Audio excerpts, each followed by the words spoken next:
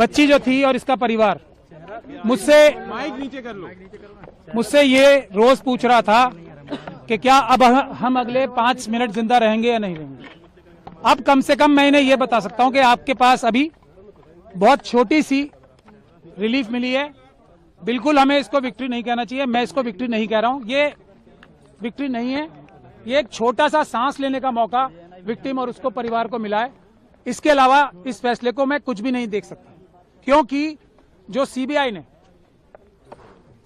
ने जो स्टैंड लिया है, जो हमें डर था वही किया उन्होंने। बहुत लिमिटेड पॉइंट पे स्टैंड लिया है उन्होंने, और जो हमारे सबसे मजबूत ग्राउंड थे उनको रेज ही नहीं किया, जो जजमेंट में भी मौजूद हैं। और अगर सीबीआई के पास तो हमारी रिटर्न सबमिशन भी मौजूद थी ना, जो हमने हाईकोर्ट में फाइल की थी, ना उन्होंने हमसे कंसल्ट किया ताकि हम उनकी पिटीशन बेहतर बनाने की कोशिश करते, ना उन्होंने हमें पार्टी बनाया, और कोशिश ये की कि हमें लास्ट मोमेंट तक उनकी जो एसएलपी फाइल है वो भी ना मिले। तब आज भी, लेकिन मैंने आपको पहले भी कहा है, इस बच्ची और इसके परिवार के खिलाफ इतने ज्यादा अत्याचार हुए हैं, इतने ज्यादा सबूत मौजूद हैं कि अगर इतनी सी भी बात की जाएगी ना, तो कोई भी जज, कोई भी अदालत इस बच्ची के ही पक्ष में फैसला देगी। और इसीलिए इस जजमेंट को हम क्रिटिसाइज कर रहे थे कि ये जो दिल्ली हाईकोर्ट की जजमेंट थी, वो इतनी महान दयालुता जो दिखाई थी इस कॉन्विक्ट को, कुलदीप सिंह सेंगर को, जिसको मैं बोलता हूँ एप्स्टीन गैंग के मेंबर हैं, वो इंडियन एप्स्टीन गैंग के मेंबर हैं, उनके साथ बहुत बड़ा गैंग भी है। और आज आप लोगों ने अंदर भी देख लिया होगा कि हम लोगों की संख्या इतनी सी थी उन लोगों की संख्या के आगे, और हमें दोनों तरफ से मुकाबला करना पड़ रहा था, इस तरफ से भी और उस तरफ से भी। तो टेक्निकल ग्राउंड पे आज कोर्ट ने फिर भी हमें मेन मेरिट्स पे सुनने का मौका, सुनवाई करने का मौका नहीं दिया, क्योंकि हमने ये कहा था कि जो सीबीआई ने बोला है वो टिप ऑफ द आइसबर्ग है। हमारे पास अभी मेजर पोर्शन है जिसमें ये पब्लिक सर्वेंट की बात तो बहुत छोटी है ना, पब्लिक सर्वेंट के अलावा ये person in dominance in control है, क्योंकि इसी जजमेंट में लिखा हुआ है कि कुलदीप सिंह सेंगर साहब ने पंचायत होल्ड करके सबको बुलाया था अपने सामने और ये बोला था कि केस फाइल करो या ना करो ये मैं तय करूंगा। इस तरफ की बातें इसी जजमेंट में लिखी हुई। तो हमें ये भी बोलने का मौका नहीं मिला, हमें ये भी बोलने का मौका नहीं मिला कि जो दूसरा मेजर इशू है जिस वजह से ये सस्पेंशन दी गई थी, तो वो इसलिए दी गई थी कि सिर्फ 7 साल की मिनिमम सजा है। अब जब मिनिमम सजा इतनी है तो इसको छोड़ देना चाहिए। ये एक ग्राउंड था जो हम चैलेंज करेंगे भी, अभी क्रिटिसाइज भी करेंगे। तो मैक्सिमम पनिशमेंट देखी जाती है ना, ये कोर्ट, कोई भी हाई कोर्ट ये फैसला तभी दे सकती है जबकि वो डिटेल में फैसला दे कि इसमें मिनिमम पनिशमेंट से ज्यादा दी नहीं जा सकती। हम ये भी नहीं बता पाए, मैं भी आपको 3-4 पॉइंट ही बता रहा हूं। हम ये भी बताना चाहते थे कोर्ट को कि जो थ्रेट परसेप्शन की बात की है वो बिल्कुल परवर्स है।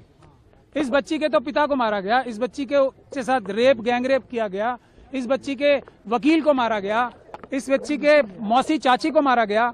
उसके बाद भी जब अपील चल रही थी उस दौरान भी जब सिक्योरिटी विड्रॉ करा ली सेंट्रल गवर्नमेंट और स्टेट गवर्नमेंट के बड़े बड़े वकीलों ने यहाँ पेश होके, तब भी 2-2 एफआईआर कराई। तो हम ये भी बताना चाहते थे कि ट्रायल जो हाईकोर्ट थी, ऑनरेबल बेंच ऑफ हाईकोर्ट जो थी, उसने ये भी कंसिडर नहीं किया कि जैसे ही सिक्योरिटी विड्रॉ हुई हमले शुरू हो गए। तो हम ये भी बताना चाहते थे कि थ्रेट परसेप्शन ऐसी नहीं होती कि अंदाजा लगा के ये कह दिया जाए कि फ्यूचर में अटैक नहीं होगा, इसके ऊपर कोई हमला नहीं होगा, क्योंकि सीआरपीएफ है इसलिए किसको कोई खतरा नहीं है। माँ को तो खतरा है। फैसले को कैसे देखते हैं आप?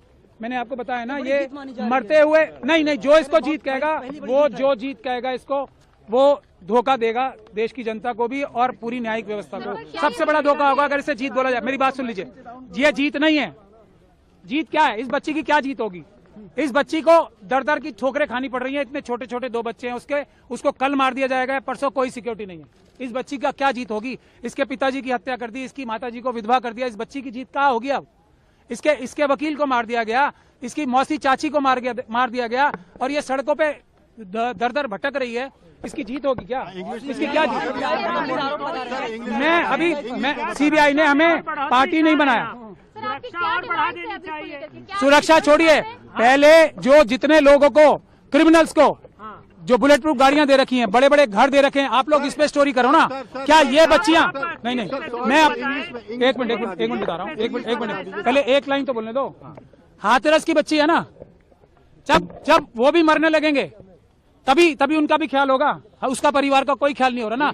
ये हमारी, बस लास्ट टाइम बोलिए, ये हमारी सिस्टम का फेलियर है, हमारी सोसाइटी का फेलियर है कि हम 2 दिन 4 दिन तो किसी इशू के बारे में एक्टिव रहते हैं, उसके बाद निरंतरता नहीं होती। यही जो गिद्ध है ना एप्स्टीन गैंग के, ये बात इस बात को जानते हैं कि 5-6 दिन 1 महीने से ज्यादा देश की जनता भूल जाएगी, क्योंकि अपनी परेशानियों में मुब्तला हो जाती है। मैं इसको, अगर आप इसको रिलीफ कह रही हो कि जो इतनी एक तरीके से, पूरी तरीके से कानून व्यवस्था और सब लॉ के खिलाफ जो हाईकोर्ट की जजमेंट थी उसको रोक दिया गया, तो फिर मैं रिलीफ कह सकता हूं, लेकिन ये बच्ची को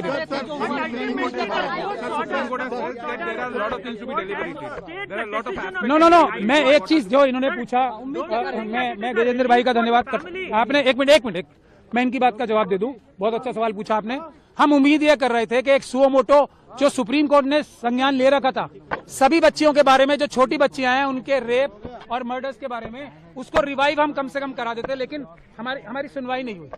हम कम से कम वो तो चाहते थे ना कि जो एक बड़ा केस चल रहा है पूरे देश की बच्चियों के लिए, कम से कम वो रिवाइव हो जाता, क्योंकि वो पुरानी बेंच ने अभी रिसेंटली बंद ही कर दिया। मतलब देश की सारी बच्चियां खतरे में थी, सुप्रीम कोर्ट ने माना। अब वो रिवाइव करने के लिए हमें दोबारा एप्लीकेशन लगानी पड़ेगी। ये इन बच्चियों की, इनके परिवारों की सबसे बड़ी प्रॉब्लम होती है। There is a window that the Supreme Court has said there are several more aspects to be deliberated, and you have also been